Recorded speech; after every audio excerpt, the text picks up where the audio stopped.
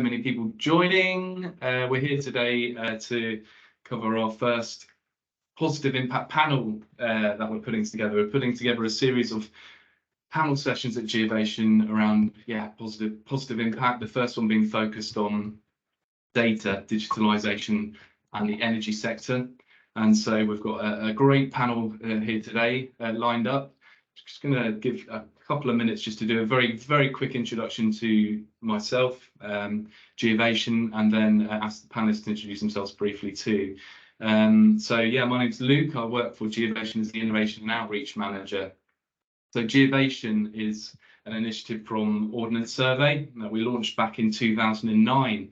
So 14 years sort of into our journey so far, and basically we are the home of the geospatial startup ecosystem, and I mean that in the broadest possible sense. So yes, we actively support early stage startups to launch and grow their businesses, but we only do this through the power of our kind of community. And that community at the moment is around, it's over the 2,000 mark. So 2,000 members, and there's a real tapestry, real mix in there from, kind of founders, early stage startup companies, through to government organisations, through to investors and corporates and everything in between, really. So there's a really nice blend within that community. My colleagues are going to post a couple of links in the chat, and it's, as I say, it's an open community. It's open to all to join. So if you have an interest in geospatial data or property innovation, then worth joining up to join us. So beyond that community, which is really at the heart of everything we do at Geovation, we also run an accelerator program, three accelerators in fact. So we run an accelerator, a geotech track focused on geography and better use of geospatial data, a prop tech track in partnership with the HM Land Registry, and we also run an accelerator for the Register of Scotland north of the border in Scotland too. So those three separate tracks that we run accelerator programs for. We've also got a London hub, which is our flagship kind of space there. It's a very impressive space, but we're not all about just London. We have a partner hub network too, which is something I manage. That's around the country. So if you include Scotland, we have 6 Geovation partner hubs in different cities. So Manchester, Birmingham, Bristol, Cardiff, and Bristol as well. So it really helps us that network within networks in those different regions to support startups, whether that be desk space for startups or, partnering up on communication or ultimately outreach drives that we do through those different regions. So on that note, with regards to startups that we support, and on this sort of what we're focusing on today, I just thought I can just signpost a couple of examples of companies that we've backed recently on our programme that are focused on energy. The first one being Noco Energy. So Kaylin, the founder of Noco, is focusing on using big data and AI to accelerate the identification, development and financing of decentralised renewable energy projects. So worth looking at Kaylin's venture there. So do look at the link when it's in the chat. And if you'd like us to link you up with any of our startups, including Kaylin, then there's one there. The second example is Prop Eco, and they are again using an AI-powered climate intelligence engine to enable the generation of detailed assessment of climate resilience of any residential property. They then connect customers with funding sources, accredited installers and tech providers. So absolutely worth looking at Prop Eco too. So now I'm just quickly going to introduce what we're here today to talk about and the introduction to this energy crisis that we're in. So let me just start that. So yeah, sharp increases in energy costs have highlighted our limited energy security and the reliance on fossil fuels and inefficiencies on the demand side. Post-COVID recovery has been hamstrung by rising energy prices, which have been made worse by the Russia-Ukraine conflict. And despite the government intervention, millions are threatened by fuel poverty, whilst the climate of uncertainty has gripped us all as a country. We now face significant threats to our energy security. Gas heats the majority of our homes and generates 40% of our electricity. As over half of this is imported, we're vulnerable to international price fluctuations, and that explains why 96% of increased energy bills can be accounted for by rising gas prices. With regards to fuel poverty, this can be measured by the low income, low energy efficiency indicator, A household can be defined as fuel poor if they live in a property with an energy rating of D or below. And if they were to spend the required amount to heat their homes, they'd be left with a residual income below the official poverty line. So to combat this, there have been efforts to improve energy efficiency in the UK through stricter policies regarding new builds or retrofitting existing housing stock. The UK has some of the leakiest housing stock in Europe, and working to reduce the amount of energy used per household will help us in our decarbonisation and net zero efforts. So as we can see, there's much at stake. But we're here along with our panel today to explore this and whether we can be part of the solution behind these challenges, and whether that lay in the great use of data combined with both digitisation with the information that's available out there and digitalisation about the processes. Can we make efforts to help alleviate some of these issues? So I'm delighted to introduce the panel in just one moment, but first, very quick piece of housekeeping. So we are recording a webinar panel session today, just to make people aware. And so we do ask members of the audience to kindly, stay with your mic on mute and obviously with the camera off. And if there are any questions throughout, please do put them in the chat. A couple of colleagues are looking at that chat and we'll do our best to try and get to them if we have time. So now that's out of the way, I'd like to take a moment for each of the panelists just to briefly introduce themselves. And I'd like to start with Nick, if you could. Good morning, afternoon, Nick. Good afternoon, everybody, and thanks for having me. Yes, my name is Nick Blewden, and I'm the Chief Analytics Officer at Ofgem, our UK energy regulator. I'll leave it at that for now. Yeah, good, great, thanks, Nick. We'll be back to you in just a moment. So, afternoon, Connie. Good afternoon. I'm Connie Thorn. I'm a senior policy researcher in our net zero homes team, and I'm focusing on energy efficiency and fuel poverty within the transition to net zero. Great, thank you very much. And hi, Arun, if you'd like to introduce yourself.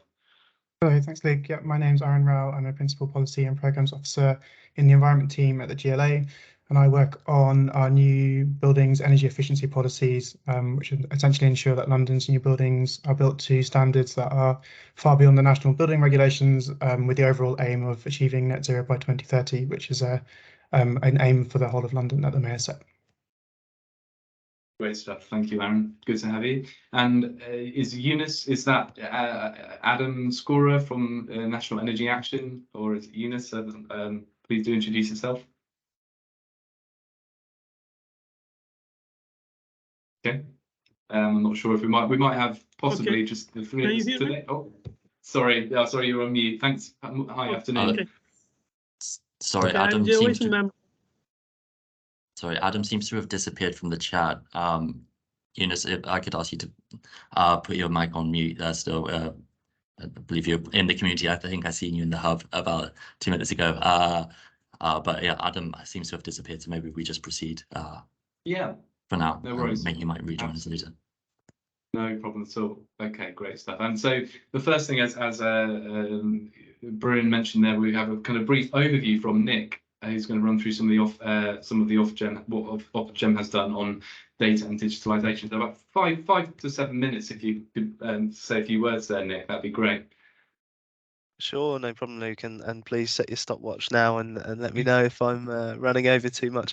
And I've got a mug of Lemsip beside me, so if my voice goes, you have to excuse me. But yeah, good afternoon, everybody. So as I mentioned, I'm the Chief Analytics Officer at Ofgem.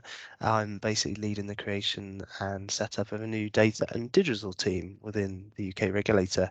I joined late in 2021 and I've spent most of this last year basically scaling up our team and working on some internal tech platforms. But I'm going to give you a bit of a flavour as to what we're up to and some of the thinking within Ofgem and some of the drivers to maybe help your direction in the community.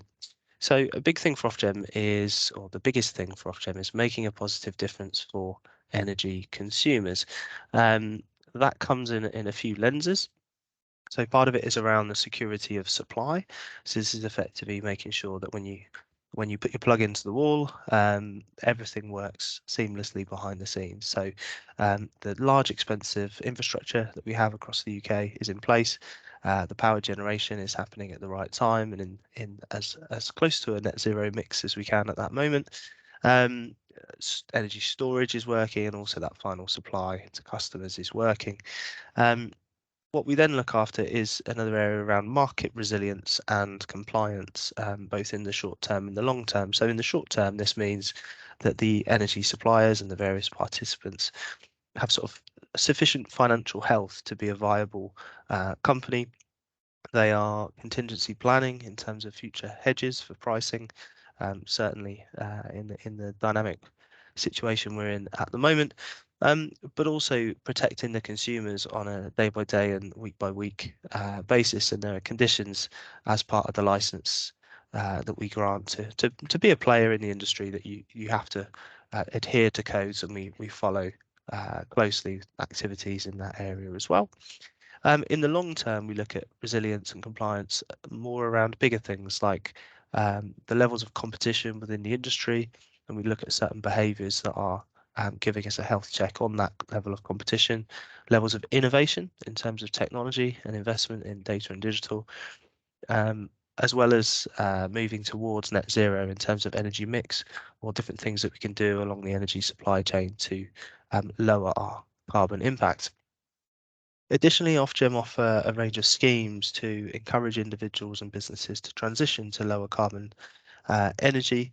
So you might have heard things like warm homes discount or boiler upgrade schemes or feed-in tariffs or heat pump discounts and things like that, as well as the slightly more dreaded price cap and energy price guarantees that are actually protecting consumers from very high prices over the last year or so. But in terms of our vision for data and digitalisation within our Ofgem to start, we are setting up a brand new cloud data architecture with modern data pipelines, analytics, reporting, visualization, and also notifications, as well as things like AI and data science embedded. So my team are very hard at work, kind of sorting out the inner workings, if you like, of Ofgem and how we use data. With basically a goal to have a much wider and more detailed view of how the energy market, players within that market, and also detailed consumers or households, how their situations are changing on a closer to real-time basis. So obviously there's, once you go past a certain volume or complexity, you really need technology and data and APIs and things to lead and run that, rather than any sort of batch processes or processes where humans are involved. So second to that, we're also looking to invest in automation and efficiency within how we do things, and also train up people across our organisation and around our organisation in using data and technology. More broadly in the energy market, we are looking at a few things. So obviously smart meters have made great progress over the last few years, and there's a lot of innovation around that space, as you're probably all aware, in terms of the adoption, but also the use of the data and the intelligence. So for example, I started to use a really nice app recently called Loop that gives me analytics on when I use data, energy and how often, and gives me tips for lowering my energy use. So expect to see more things like that in the future. In terms of then sharing that data, it can enable end-to-end flex, effectively enabling shorter-term price signals both ways towards the consumer to use energy when it's cheapest and most renewable, and also to the supply side to either release energy from storage or fire up different types of storage. But that involves data standards and data sharing. Particularly around geographic and geo data, we're looking closely into household vulnerability, so specifically where vulnerable households are and understanding those people, but also the buildings, so the housing stock, the EPC certificates, the age of those buildings, to better protect those customers and see the impact of policy and changes that we do. And also from an infrastructure perspective, we are looking in a lot more detail at where all of our assets are across the UK and internationally, as well as how those are changing quite rapidly as well. So things like the proliferation of EV charge points, which have a huge demand for electricity compared to anything prior within a home, as well as local community energy supply and storage. and then how that changes over time, either in the short term through extreme events like storms, flooding, or weather, to the long term, things like climate change, or longer term changes in terms of upgrading that infrastructure, or changes to where people live, or how our communities are structured. So hopefully that's a good intro to the session, Luke, and a bit of an overview of Ofgem. That's great, Nick. Thank you very much, and absolutely spot on time-wise as well. So thank you for that. And so we're going to move over to the Q&A now. But Adam, you dropped off the call just as we're doing this sort of brief intros, just to allow you to briefly introduce yourself before I go into the questions. Yeah, thanks, Luke. So I'm Adam Score. I'm the Chief Executive of National Energy Action. NEA is a fuel poverty charity across England, Wales, and Northern Ireland. Like lots of organisations in our position, we're kind of massively focused on the urgency and the immediacy of the response to the crisis, but that's in the end a fool's errand. So we need to focus on what the long-term solutions are. Data and digitalisation are clearly kind of part of that, but a kind of word of warning from my comments. I'm not a data specialist, and I'm a skeptic about innovators turning into evangelists, turning into idolaters. So I'd be hopefully bringing a bit of challenge to that as well. Great stuff. Well, thank you very much for joining us today. Right, into the questions. So we're going to frame the questions around the three broad themes. And the first theme we've badged as importance and use cases. And I'm going to put this first question across to Arun from the Greater London Authority. So Arun, in what ways is the GLA ensuring new buildings are designed and built in a way that cuts energy use and carbon emissions? And I guess as a follow-on to that, is the greater use of data and digitalisation an enabler? And if it is, how? Sure, yeah. So in London, we have we have the London Plan, which essentially sets out how all planning applications and development is carried out. And within that, we have some very specific targets around energy efficiency for new buildings. So we have a general net zero standard for all major applications, which are referred to the mayor, which essentially means developments that are over a certain size, like fairly large developments. And then that's kind of broken down into some more specific targets. So we have a 35% reduction on the National Building Regulations baseline that must be achieved on site. Within that, there's either a 10 or 15% energy efficiency savings requirement, depending on whether it's a domestic or non-domestic building. We have a requirement for developments to prioritise connecting to heat networks. So if it's near a specific heat network or in a heat network priority area, they must investigate a connection and future-proof the heating system so that it can be connected in the future. We have a requirement to maximise renewable energy on site. So basically, that generally looks like solar PV and ensuring that all the roofs are maximised there. And we also require whole life cycle carbon assessments for all new planning applications. And all of that is kind of really geared towards reducing the energy requirement for the new buildings. So like I said, the specific energy efficiency target really bakes in having a fabric first approach and ensuring that new developments are using as little energy as possible. And we recently released a report which had some of the achievements we achieved in 2021. So I won't go through all of them, but we did see some really big improvements. So around a 50% improvement over national building regulations, even though the requirement's only 35%. Around 100 developments and over 20,000 dwellings using heat pumps for their heating system. And essentially that's because of the stricter targets that we've set. It means that heat pumps are much more are basically the best way of achieving those targets, and so that's why we've seen a much more uptake of heat pumps as a solution.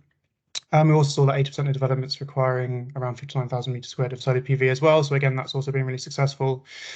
So by setting these sort of quite ambitious targets, we're actually seeing that we're achieving what we want to achieve, and far beyond what's required of the National Building Regulations.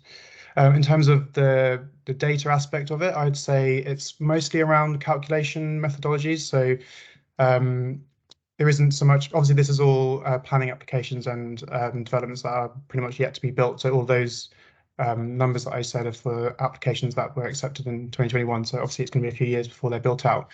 But obviously the way that we're able to understand what they're going to achieve is through the tools that are used to calculate the performance and calculate what's going to be required, especially when it comes to sizing energy centers and capacities for heat networks, things like that. So that's probably the data element. We also have the heat map on the GLA, which is used to highlight where heat networks are and where they can be connected to. So that also aids in the planning application process. But I'll probably go on about this a bit later on, but this is all very predictive. So there's definitely a question there as to how accurate these methodologies are, because essentially there isn't that much in-use monitoring that goes on, and so there's definitely a gap there between what we think we're building and what's actually being built. Great, well, thank you for that, Aaron. Now a question for yourself, Adam. Sticking on the data theme, how can data be used to identify and support the most vulnerable and fuel poor during this energy crisis, and in what ways does this inform policy recommendations? So there's a few things in that. I mean, at the brute level, especially the experience of the crisis, is the challenge is to try and complement 2 or 3 different sets of data. Primarily that data that's held by government, by DWP, primarily about those groups you would normally associate as being targets for support, for the pension credit, low income, financially vulnerable householders, with supplier data around arrears and debts and maybe vending patterns. If people are on kind of smart meters, people with a history of disconnecting or debt or lack of engagement, so all those kind of groupings around the target groups. But then the 2 other sets of data that are really key. One is about kind of fabric of buildings, I suppose, that correlation.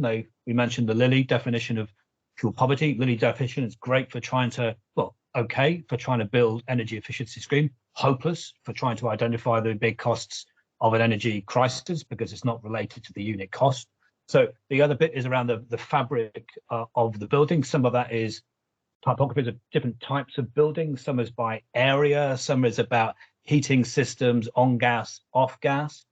The thing that's missing, which I'm most interested from this, so those things that we should be able to know, is about using that powers for purpose. It's about purpose-driven use of existing data sets. The missing bit, which I think is crucially important when we try to unpack what we mean by vulnerability in relationship to cold, damp homes, unheated homes, is what's the experience of those awkward, soft-bodied, fleshy human beings that inhabit these properties and maybe targets for that level of support. So what we're starting to see, but in small numbers and not, Luke, your last point, not connected to policy development sufficiently, is things like what the sensors around humidity and kind of heating use and air quality and damp and mold and all those different elements of the lived experience that need to be part and parcel of a kind of holistic pattern, not just about who's in fuel poverty and where they are and what the properties they're living in, but what the experiences are, so that you're enabled to get some fighting chance of a policy response that addresses the human's experience of living in fuel poverty, rather than just try and hit a few targets around kind of recipients of certain means tested benefits, or focus on the asset rather than the people who live there. Great, thank you very much for that. I'm not sure what's happening at the moment with the display, but for me, it seems to display here on the screen's changed a little bit. But thank you for that, Connie. In your experience, a question for yourself now. In your experience, what ways do consumers use data to better engage with their home energy decisions? Thank you. And just apologies that it's now lunchtime in the office, so there's a little bit of noise around. So I do apologise if you can hear any of that. Connie, very sorry to very briefly interrupt before we get into that answer. Could I just ask, I think it may be Eunice sharing the screen. We could kindly ask you to stop sharing the screen if possible, Eunice. It might be something you've just done by mistake there. But there we go. Thank you very much. Thanks very much. Connie, please go ahead. Lovely.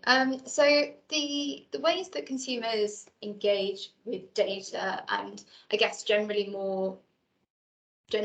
sort of information about their energy use, can vary from a really wide degree. So you do have very engaged consumers that have a smart meter that regularly monitor their consumption, and others that might have more smart tech, smart appliances, electric vehicles, etc., that are really engaged with their energy and the data that they have from it.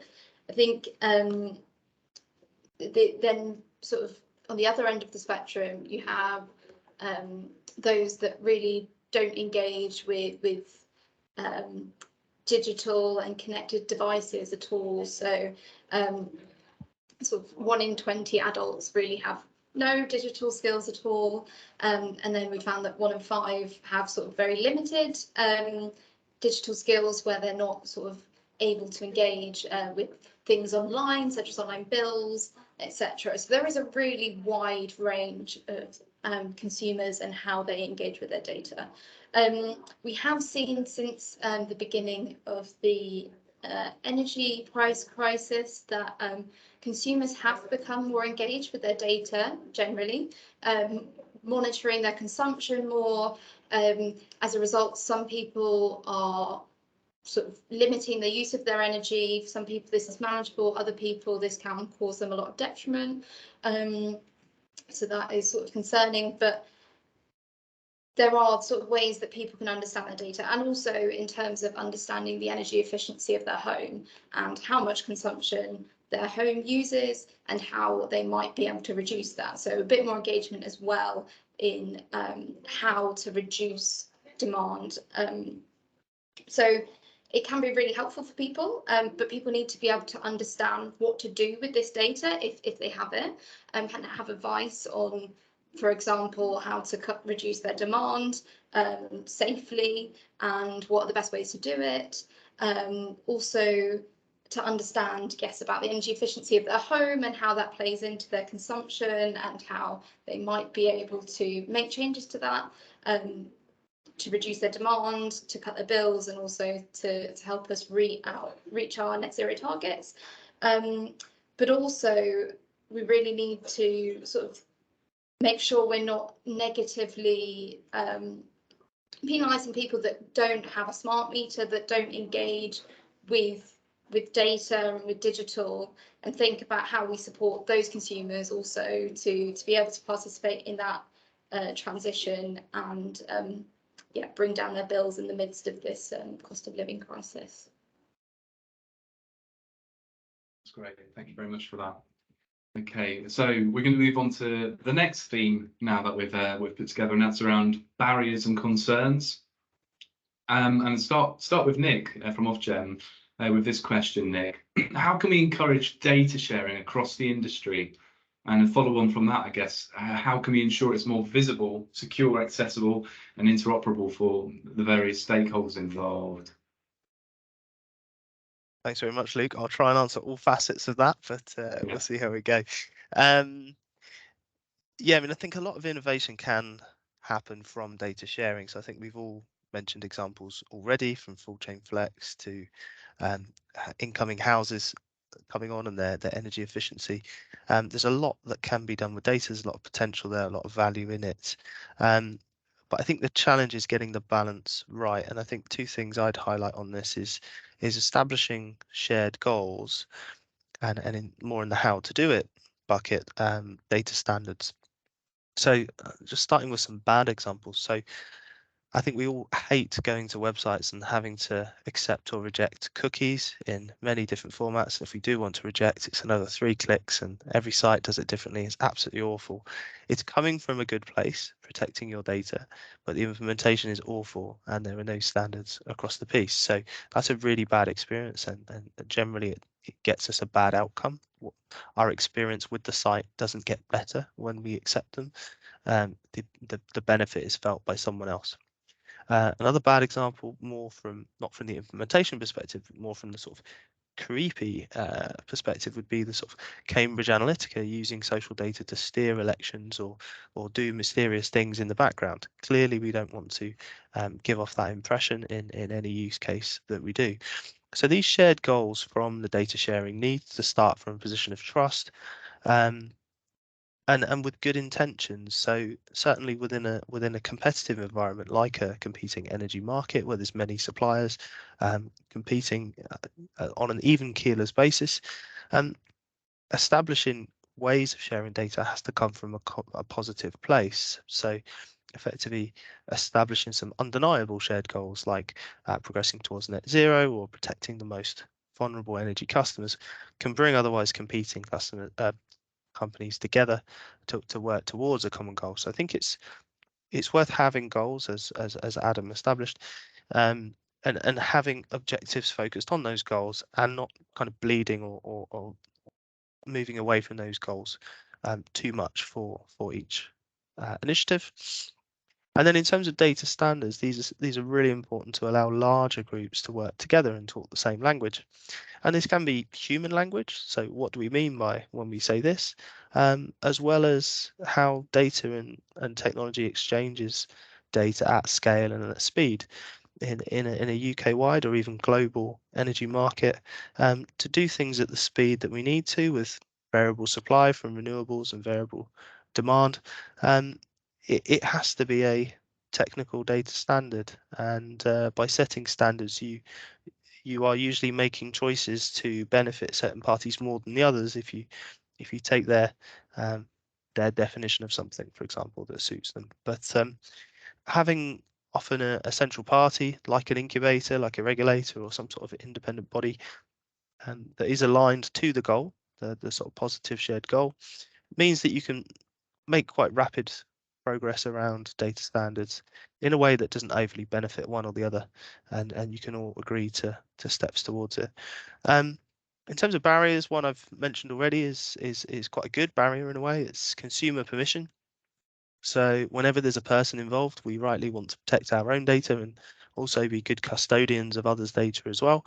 And smart meters and that sort of meter connection point is the main aspects from a data perspective that this all starts with. So coming back to the cookie example, we should be able to give a plain English explanation of what data people are sharing and the benefit they will receive from that, the additional services or the discounts or the benefits that they will receive from having that exchange of data and the value that it gives back. So I think that's the challenge as a market we need to start to think about, and lean very much more on the use case and the positive angles than the creepy or unspecific, because ultimately we're all trying to progress towards some common shared goals. Absolutely, yeah. Thanks for that. So bringing Adam back in now. Adam, question for you. So, what, in your experience, what technologies and innovations are available to help improve the efficiency of the existing housing stock in the UK, and what barriers are in place for households to actually access them? So I guess where you start is probably not from the innovation space. Well, the innovation would just be to do the stuff you know works. I mean, that would be innovative and very welcome. So we have very poor people in very bad housing. And so some of the interventions that are most necessary are, you know, that sort of no cost for vulnerable low income households, energy efficient schemes that massively improve the quality of their home. So, you know, there's the innovation, and there's the innovation of just doing what you know needs to be done. Coming possibly to the point more in hand, though, the complexity, even of a boiler, let alone a heat pump, let alone complicated controls, let alone whole house kind of heating systems, are a serious challenge. And Connie's already mentioned the level of digital. What does digital inclusion mean? Well, just because you think you've designed a pathway through for a tech savvy individual, that's not digital inclusion. So you need to be really focused on that 10 million odd folk who don't have digital skills, that 1 in 10 for whom English isn't their first language, that million people for whom they don't have English really well at all, is the first thing. So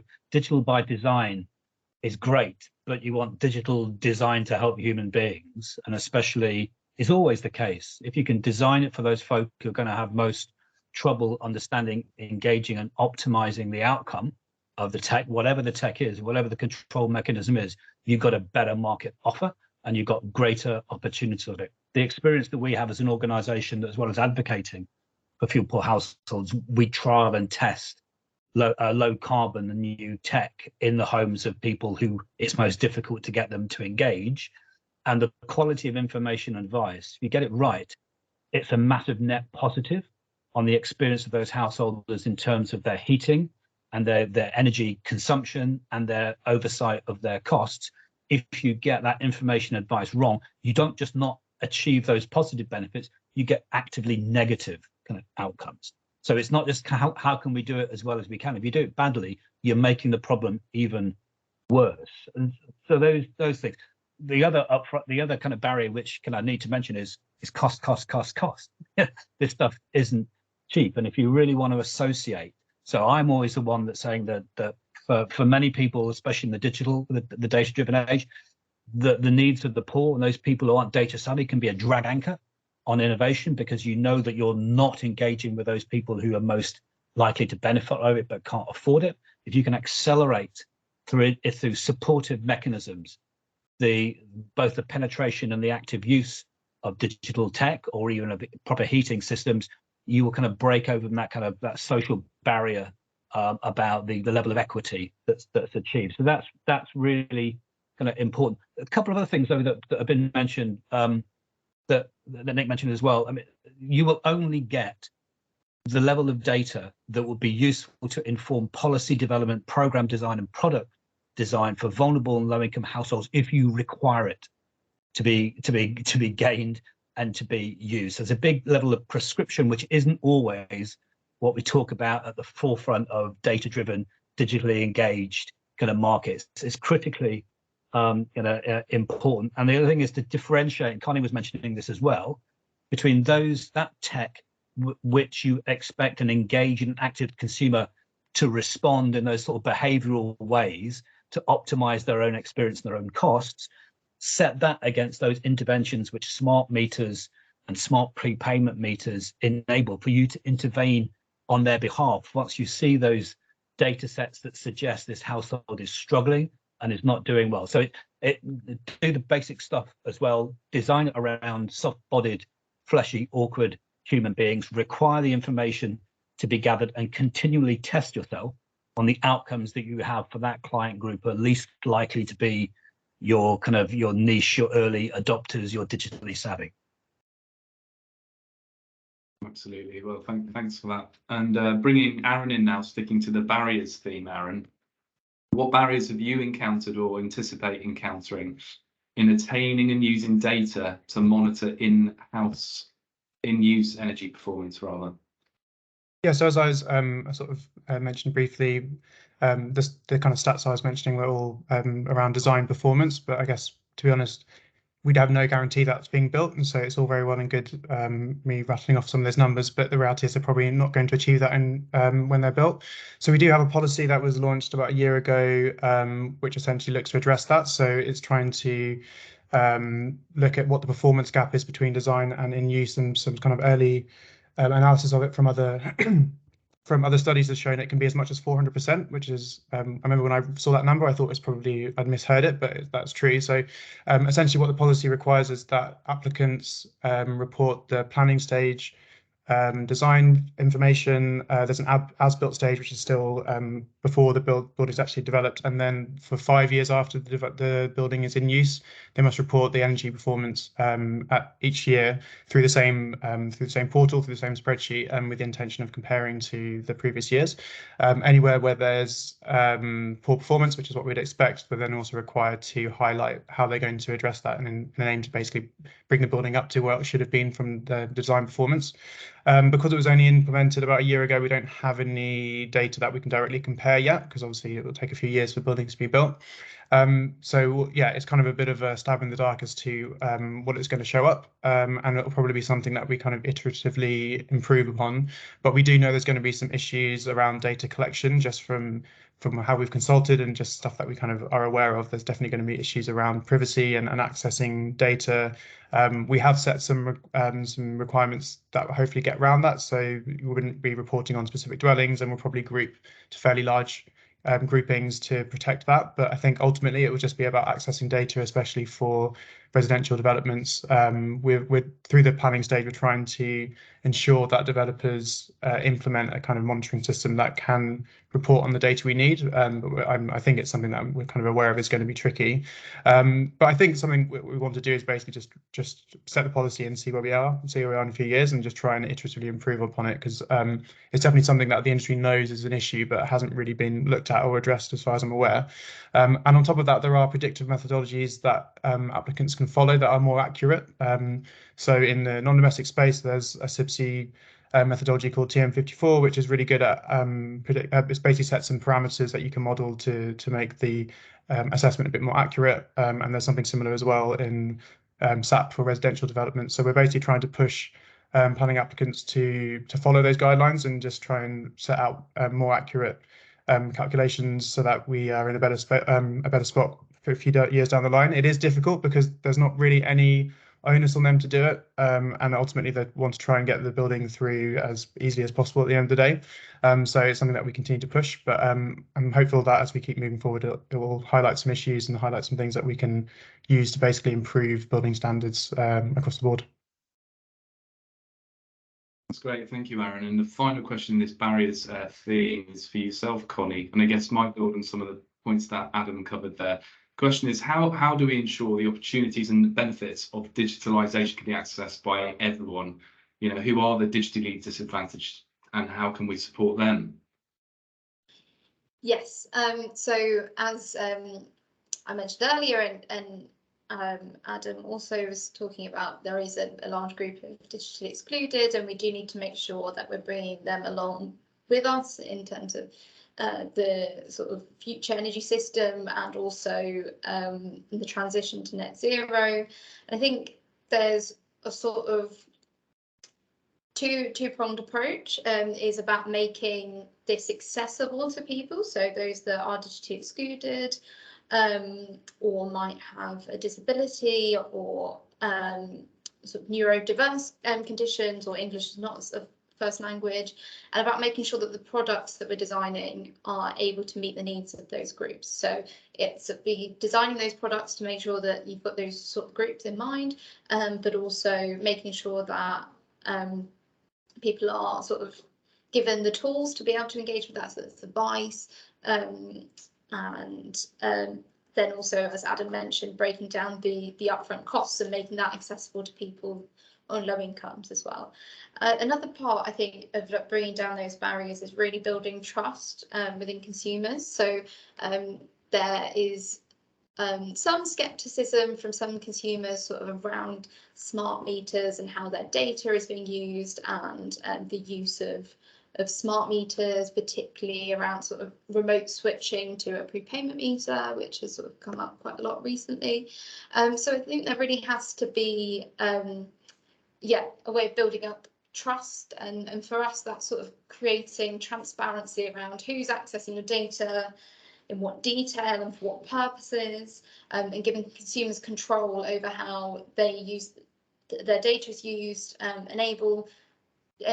giving them the ability to change their mind and correct errors when things happened, and also understanding that, you know, if someone is using their data in the wrong way, that there is accountability, just to really make sure that people feel like they're able to engage with these technologies and they can get the benefits from it. So yeah, I think there's the two-pronged approach about making it accessible to people, but also making it something they feel comfortable to sort of give access to their data, and that they will receive the benefits primarily of their data being used. That's great, thank you. Thanks everyone for your answers there. Now on to the kind of third and final theme around innovation in the sector. First question is to Adam. What innovations are you hopeful about when looking to tackle fuel poverty? So notwithstanding what I said before about the innovation, it would be quite nice to have some insulation in the homes of people who it's impossible for them to keep them warm. We should never forget that we don't want to leapfrog the solution to a warm home as well as to a low carbon home. Actually, the ones I've got are less about the actual technology. What would be great would be let's start with the one that it's mad that we're still calling it innovation, but let's get smart meters in people's homes and prioritize them for low-income households, because until we get real data about how a whole range of different installations affect the actual lived experience of people and the cost and how their behavior can change, then we're just, we really are just asserting that the benefit of technology. So it'd be good to do that. Installation would be useful, because there's lots of efficient functionality on really old kind of gas boilers as well as heat pumps, and lots of which it just disappears, goes the way of all flesh, if it's not installed kind of properly, and it's not installed with a good balance with the nature of the home. So a bit of innovation around standards of insulation would be really good. I think the installation would be good. The one that I would come to is the way in which, so it's less about the actual tech, less about the actual kind of digital opportunities, but what it actually means as a product in the energy markets. There's been lots of talk about heat as a service, so like a concierge service. So what I'm most interested in is what is the combination of technologies, it has to be an efficient home, but technologies and controls and data streams, smart enabled, in a well insulated home, that would enable suppliers, either prescribed and required to do by the regulator or because they see a market, deliver what that heat as a service concept means in a low income, vulnerable household, maybe with someone with a dependency on medical equipment, maybe on someone who's in fuel poverty, maybe someone with young children. What does that look like, enabling all those different data streams to say, let's not just regard this as something that the top deciles of the energy consumer base would enjoy, and then they're kind of out of whack for those people who need it the most. That's what I'd be most interested to see, how all that boils down to a really supportive required package of data enabled, digitally intense kind of services that work for the people who need it the most. That's great. Thank you for that, Adam. And okay, next over to Arun, to hear what your hopes are for the role of tech and innovation in London's new build sustainability policies. Yeah, so I suppose the main thing I was sort of thinking about with this question is kind of a few things that have already come up, really. I think around the complexity of new buildings. I think something that hasn't maybe been thought of as much as it needs to be is that new buildings and new building heating systems are going to be far more complex than what they are now. It's like what Adam sort of mentioned around how boilers are in themselves already complex, and the level that is going to get to is going to be quite extreme. And as Connie was mentioning as well, that there is a real risk that people are going to get left behind. So I think there is a piece around making sure people understand how to use new systems, especially when you have things like smart technologies and electric vehicles being plugged in, understanding how to make sure that's balanced and everything is working effectively. And I think on top of that, there's a piece around ensuring the electricity grid has the capacity to ensure that everything can be taken on. As everything is moving towards electrification of heat, I don't think hydrogen is really a realistic approach for heating. So if everything moves towards electricity, then the grid is going to become more strained. And I think there's a piece there around ensuring technology basically can act between those two pieces. So basically simplifying how we can use the new energy systems that will be installed, and also a piece around probably balancing loads and ensuring that everything is being used as efficiently as possible. I think they're probably the two main focus areas, I'd say. Thanks for that, Arun. And to Connie now, in your experience, what are consumers' views about energy efficiency and low carbon home improvement schemes? And a follow-on from that, I guess, what policy measures would you like to see overcome some of the barriers that have been raised in your experience? Yeah, so as I mentioned earlier, the cost of living crisis really has seen consumers sort of think about their energy use far more and how their home contributes to their energy use. So we did a report last summer that was looking at homeowners' attitudes towards energy efficiency, and we found that 44% of people were actively considering making changes to their homes, which has definitely grown over the last couple of years. However, there's still, considering that the UK's housing stock is so poor and more than half of homes do have an energy efficiency rating of below a D, which we need to get up to EPCC to meet our net zero targets. It's still a significant proportion of homeowners and other tenures that need to bring their properties into up to an EPC of C. So the biggest barrier that we found with homeowners was particularly the upfront cost of making these changes. So the average cost to upgrade a home is sort of around £4,000, so there has recently been a new scheme announced, which is positive to see, which is Eco Plus, which should help bring down the cost for homeowners to access those technologies of energy efficiency, and then there's other schemes that have been announced around sort of low carbon heat technology, such as boiler upgrade scheme. But for some households, there's still the upfront costs are significant. Other barriers that we're sort of seeing for people to engage with energy efficiency is around the consumer information piece. So really understanding about their property and the efficiency of it, but also what sort of measures they could make to their property and the sort of tangible difference that would have on their homes. So we really want to see a sort of a one-stop shop where people can go and get advice around energy efficiency and also other technologies in their home, and have really tailored advice to make sure that people feel confident to make those changes to their homes. But also consumers need to feel protected to make these changes to their homes.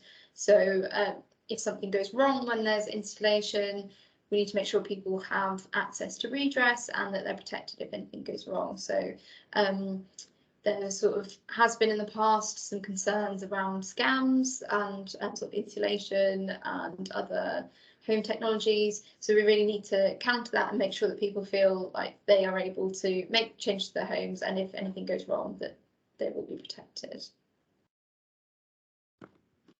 Great, thank you, Connie. And the final question of this session to yourself, Nick. I guess from across the industry, what are your hopes for increased data use and digitalisation in 2023?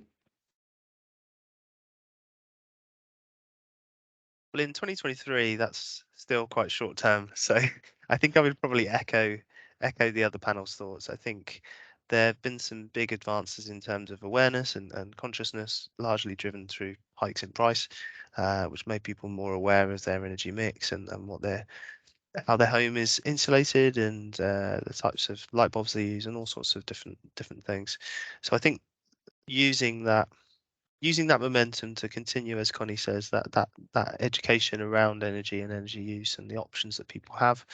From a data perspective, I mean, we're focused mostly on sort of the initial stakeholders closest to us, and from a data and digitalization perspective, really getting closer to them and getting more data, getting faster data. But I think there's been already from this panel some really good ideas for potential innovations for looking more into the future.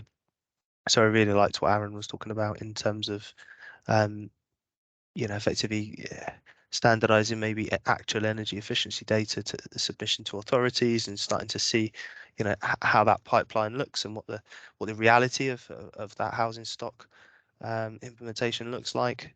Some really interesting thoughts on that. Yeah, as well as Adam on energy as a service. I think this is quite practical, implementable things. It's about recognizing that there's a person at the end of this that has to make a choice, and they've got limited effort and kind of bandwidth and time and money. So the easier we can make these choices for people, the better. And I think some of the low-hanging fruit, some of the easier things where it's a single party involved, have already been solved. It's where there's multiple parties that need to collaborate and work frankly in an entirely new way. That's where the challenge is for me for the longer term. Well, that's great. Thank you all for your answers today and for engaging in that. And obviously we've covered things around the importance and use cases, the barriers, as well as innovation in the sector. So it's been a really insightful session. I hope the audience has enjoyed it. We're coming to a close now, pretty much bang on time, which is pretty good. I just I'd like to just call out a couple of things at Geovation, a bit of a shameless plug for a few activities that we've got currently on at the moment to bring this to a close. So we have our accelerator. It's an accelerator program that is at least in part focusing on the energy sector and the sort of challenges that we've been discussing today.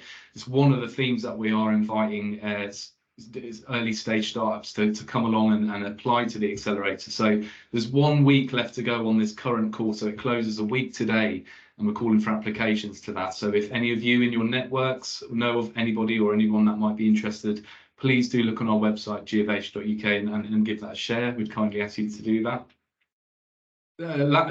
Secondly, we have our inaugural Geospatial Awards that are happening in June, but we're absolutely looking for applications leading up to that, which close in the middle of May. So it's our first awards that we've ever done with Geovation, and we're seeking innovative applicants to the awards, and there are 5 broad themes. So again, look at our website for details around the awards.